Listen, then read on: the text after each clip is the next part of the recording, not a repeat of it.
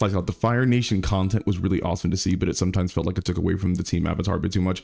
Yes, so the complicated part about Avatar: The Last Airbender live action is that the stuff that made the show better and differentiated it from the original are the exact same things that honestly contributed to it not being great. So you have, anytime there's a remake, the argument is always going to be about like, oh, are we going to do like a one-to-one remake of the original, right? Even though it's like in a different medium, or are we going to use a different medium and the different extra narrative stuff that we have in order to tell a different story? And by extra narrative, I'm talking about like time, right? So the amount of time that you could tell a story, because some mediums of, you know, fiction are in 20-minute segments like the original Avatar, where these were 1-hour episodes. So this actual first season was, I believe, like 40 minutes longer than the entirety of the first season of Avatar, which meant that they had a lot more, generally a lot more time to be able to tell stories.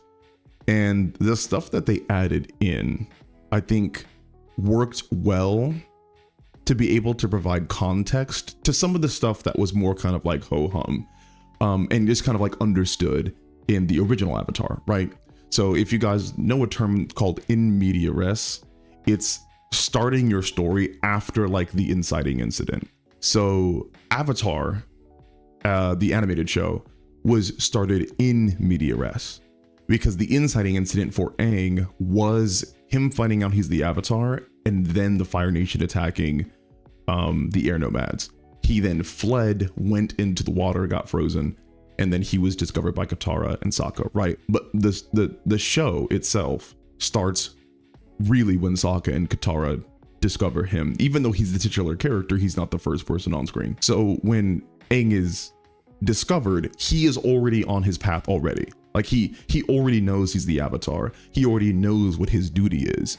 But we are coming into the story after him. But one of the changes that the live action does is that it starts us in the typical narrative position of before the inciting incident, right? So most stories are going to introduce you to the main character, and then you follow that main character up until the point where the inciting incident happens. And the inciting incident is whatever puts that character into conflict. So we actually get to meet Aang before he even learns he's the Avatar, before he leaves, before he's in the iceberg, before the Fire Nation attacks.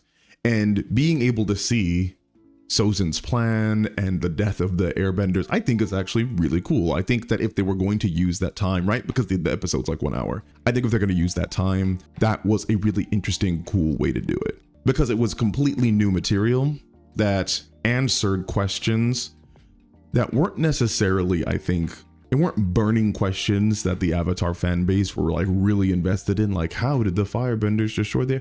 We pretty much understood the airbenders were pacifist. The firebenders were not. They had machinery and yada yada. But it was still cool.